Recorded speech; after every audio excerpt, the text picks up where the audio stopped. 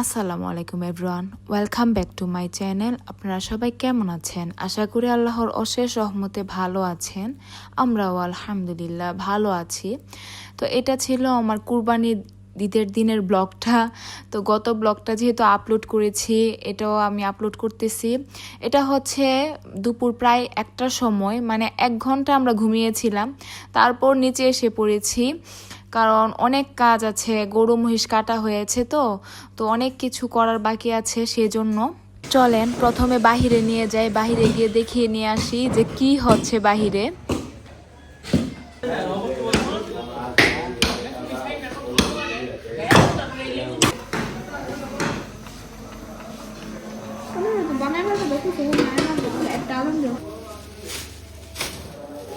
হ্যাঁ হ্যাঁ, চর্বি বেশি কম দিও, চর্বি কম দিও মুস্কান তানিয়া। হ্যাঁ হ্যাঁ হ্যাঁ, মারো বেশি পড়ুক না, ভালো হবে তোমরা। হ্যাঁ তো বাইরে কিছু করে না, তোমরা এনে বসে থাকলে কথা বললে কাজ করলে প্যাকেট করলে ভালো লাগবে, বুঝছো? প্রথমে একটা গরুর মাংসের পাতিল বসানো হয়েছে, আর এখানে মাংস প্যাকেট করা স্টার্ট হয়ে গিয়েছে। বাহিরে তো আপনারা দেখতেই পেয়েছেন, কষায় মাংস কাটতেছে, আর আমার ভাইরা ওখানে বসেছিল। পাপা যেহেতু অসুস্থ, তাই পাপা কিন্তু বাহিরে যায়নি, পাপা ঘুমিয়েছিল, পাপাকে ঘুমের মেডিসিন দেওয়া হয়েছিল তাই। তো এখানে মাংস প্যাকেট করা হচ্ছে, কিছু ফ্রিজে রাখা হচ্ছে, আর কিছু মানুষকে দেওয়া হচ্ছে। আর এটা হচ্ছে আমার দাদু, সবার ছোট দাদু। তো উনি এসেছিল একটু দেখতে, তো মাম্মার কথা জিজ্ঞাসা করতেছিল, মাম্মা আবার তখন উপরেই ছিল। এখন বাজে দুপুর প্রায় 1টা। তো এই যে কলিজাটা দেওয়া হয়েছে, কলিজাটা এখন কিন্তু সিদ্ধ বসানো হবে। কলিজা ভাজিটা আমি রান্না করব। তো কুরবানির প্রথম কলিজাটা আমি রান্না বসাচ্ছি এখন।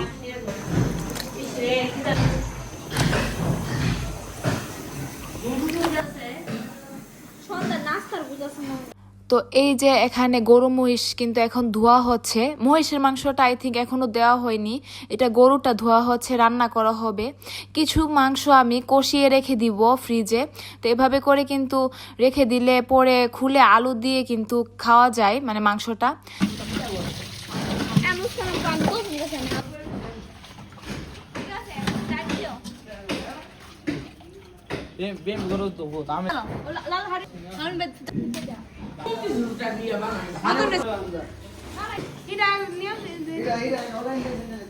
এই যে এখন মহিষের মাংসটা দেওয়া হয়েছে, আর মহিষের মাংসটা এখন প্যাকেট করা হচ্ছে।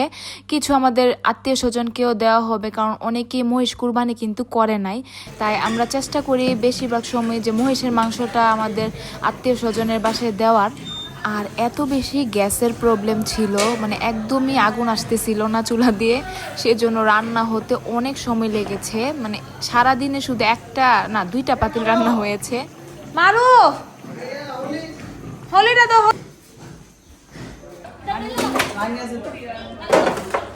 পানি আছে তো মুস্কান। এত বেশি বিজি ছিলাম যা বলার বাহিরে, মানে ক্যামেরা অন করার কথাই ভুলে যাচ্ছিলাম। একটা সময় একটু ভিডিও করেছিলাম, মানে এখন প্রায় 4টা-5টা বাজে হয়তো বা, মানে আসরের আজান হয়ে যাচ্ছে এই সময়। তো আমি এখন কলিজা ভুনাটা করতেছি, আর এতক্ষণে গিয়ে আমি আরেকটা পাতিল বসিয়েছি, এটা হচ্ছে মহিষের পাতিল। তো মহিষের পাতিলটা রান্না হচ্ছে, আর গরুর পাতিলটা তো রান্না হয়ে গিয়েছে। ওইটা প্রথম পাতিলটা ভাবি রান্না করেছিল, আর এই যে পাতিলটা এটা এখন আমি বসিয়েছি, এটা মহিষের পাতিল, আমাদের ঘরে খাওয়ার জন্য আর কি রান্না হচ্ছে। আর এদিকে ভুঁড়ি পরিষ্কার করা হচ্ছে, আর এ পাশে এই যে মাংস ধুয়ে দেওয়া হবে আরও রান্নার জন্য, আর এখানে কলিজা ভুনাটা হচ্ছে। তো যাই হোক, এখানে মাংস বন্টন করা হচ্ছে আমাদের রিলেটিভসের, তারপর আশেপাশের মানুষের, সবার জন্য। আসলে কুরবানিটা কিন্তু আমরা আল্লাহর খুশির জন্য করি, এবং সেজন্য আমরা ঘরের মধ্যে মাংসটা কম রেখে বাহিরে দিতে চেষ্টা করি।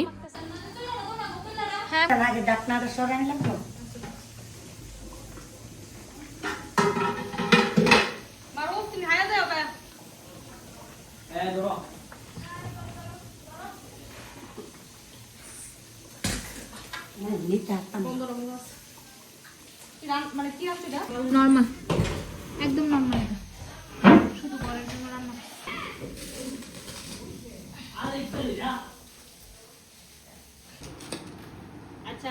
আমার বোনই কিন্তু সব কিছু করেছে মাশাআল্লাহ। ও মাংস বন্টন করেছে, ফ্রিজে রেখেছে, আমাকে হেল্প করেছে, ভিডিও করতে হেল্প করেছে, আমার পাতিলগুলো মানে রান্নার পর নামাতে হেল্প করেছে। ও আসলে অনেক কাজ করে, মানে ক্যামেরার মধ্যে হয়তো বা আপনারা দেখে বুঝতে পারেন মাশাআল্লাহ।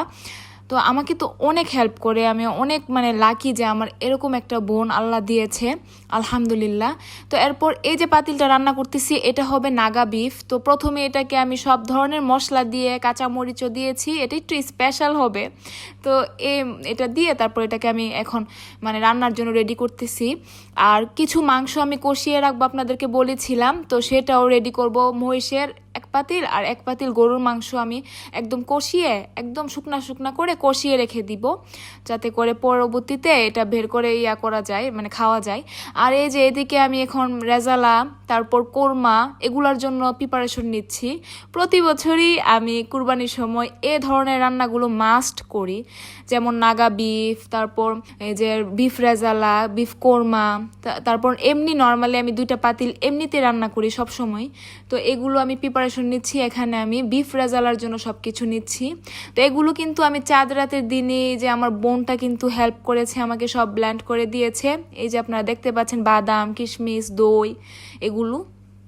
তো এগুলো এখন আমি সব কিছু মেখে রেখে দিব, কারণ এখন রান্না করা পসিবলই না, কারণ চুলাতে ভুড়ি বসানো, তো ভুড়িটা সিদ্ধ না হলে তো আবার নষ্ট হয়ে যাবে। তাই তো এই যে প্রায় কিন্তু মাগরিব হয়ে যাচ্ছে, মানে দিন দিন লাগতেছে আপনাদের কাছে হয়তো বা, কিন্তু ক্যামেরায় বোঝা যাচ্ছে না এত একটা, কিন্তু আসলেই মাগরিব হয়ে যাচ্ছে। তো আমি সব কিছু মেখে তারপর আমি রেখে দিব একটা একটা করে, মানে 2টা 2টা করে আমি রান্না করবো আর কি। তো সেটাই। আর এখানে মগজটা সিদ্ধ করা হচ্ছে, মানে অনেক কাজ। আর আপনারা আশেপাশের অবস্থাটাকে একটু ইগনোর করবেন, কেন? কারণ আমাদের মানুষ অনেক বেশি ছিল কুরবানির দিন, পাশাপাশি আমাদের অনেক রান্না বান্না, এবং গরু মহিষ যেহেতু 2টা, তাই মানে একটু কষ্ট হয়েছে সব কিছু। তাই আপনারা আশেপাশের নোংরা অবস্থাটাকে ইগনোর করবেন। আর এই যে এখানে এখন রাত বাজে প্রায় 10টা, সারাদিন আর কিছুই খাইনি। তো প্রথম খাবারটা এই যে মাংসের একটা টুকরা একটুখানি খেয়েছি, খেয়ে সুন্নতটা পালন করেছি, করে তারপর চা খেয়েছি, একটু সেমাই খেয়েছি, খেয়ে তারপর নিচে এসে এই যে মাংস 2টাকে দেখতেছি। তো এটা হলো গরু একটা মহিষের পাতিল। তো এটা রান্না হচ্ছে, এটা কষিয়ে নিচ্ছি। এরপর আমি কোরমাটা বসিয়ে দিয়েছি, একে একে সব কিছু এখন রান্না করব আমি ইনশাআল্লাহ। আর কুরবানির সময় আমি সবসময় দেখতাম আমার মাম্মাকে যে অনেকগুলা পাতিল রান্না করতো, তো সেটাই আমি আসলে দেখে দেখে শিখেছি। এতে দুধ দেওয়া হবে আরও প্রায় 1 লিটারের মতো, কালারটা না হলে এরকম লাগবে। কষিয়ে নিয়েছি ভালো করে।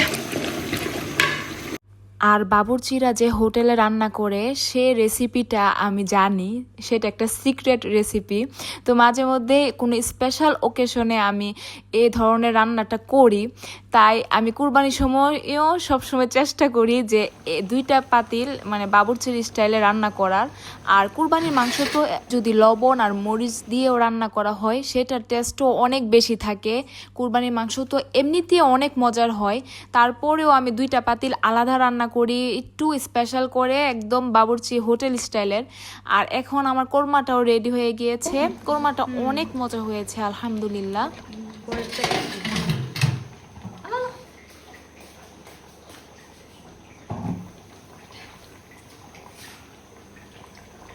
আর এখন রান্না হচ্ছে নাগা বিফ। নাগা বিফটাতে আমি রসুন আর নাগা মরিচ দিব একদম লাস্টে, তাই এটার মধ্যে আমি মরিচের গুঁড়াটা একটু কম ইউজ করেছি। এটার মধ্যে কিন্তু দইও দিয়েছি। আমি আপনাদেরকে তো আর রেসিপি বলতে পারি নাই, কারণ আমি ভিডিও অনেক অল্প করেছি। আমি নর্মালি ট্রাইপড ইউজ করি না, যেহেতু আমার এটা মানে একদম নিউ মোবাইলটা, মানে আপনারা সবাই জানেন এটা মানে ট্রাইপডে লাগাতে অনেক ভয় পাই।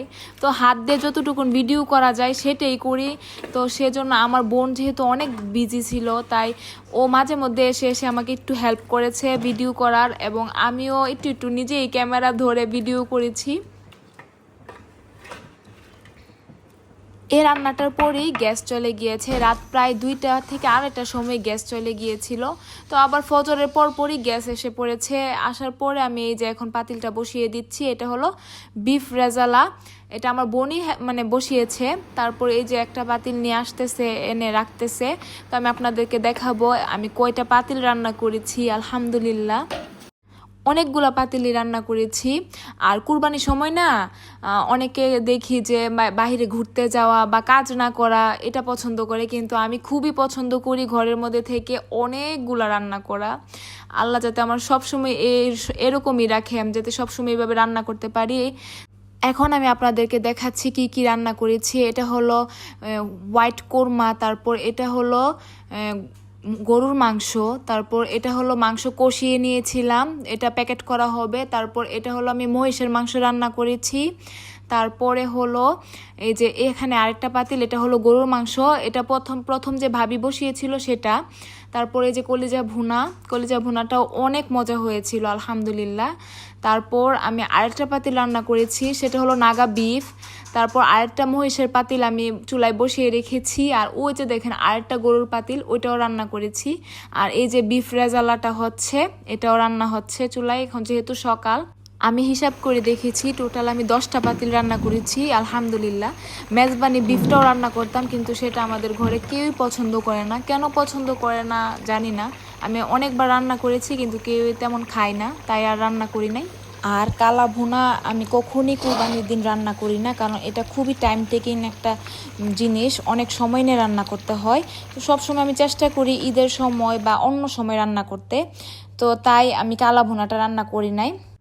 এখানে কিন্তু আমি 2টা পাতিল একদম বাবুর্চির স্টাইলে রান্না করেছি, একদম স্পেশালভাবে, সেটাও আমি আলাদা করে রেখেছি। তো আমরা কিন্তু সারা রাত আর কিছুই খাই নাই, মধ্যে মনে হয় দেখেছেন একটা আইসক্রিম খেয়েছিলাম, তাও খুব গরম লাগছিল সেজন্য।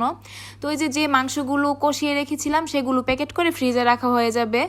তো এই যে এগুলো এখন রাখা হচ্ছে, এটা প্রায় ঠান্ডা হয়ে গিয়েছে, তো সেজন্য এগুলো প্যাকেট করা হচ্ছে। আমার বোন আর আমরা দুজন মিলে এই সব কিছু প্যাকেট করতেছি। তো আমি আবার ওই যে বিফ রেজালাটাও দেখতেছি, আবার এটাও প্যাকেট করতেছি। তো এগুলো সব শেষ করতে করতে সকাল 9টা বাজে। তো এখন গিয়ে আমরা খাবো। তো সাদা ভাত রান্না করেছি, করে মাংস নিয়েছি, সবগুলো একটু টেস্ট করতেছি, পাশাপাশি মুভি দেখতেছি, পিকে দেখতেছি ল্যাপটপে। তো এটাই ছিল আমাদের ঈদের ব্লগ। আজকের মতো এ পর্যন্তই। আল্লাহ হাফেজ, আসসালামু আলাইকুম।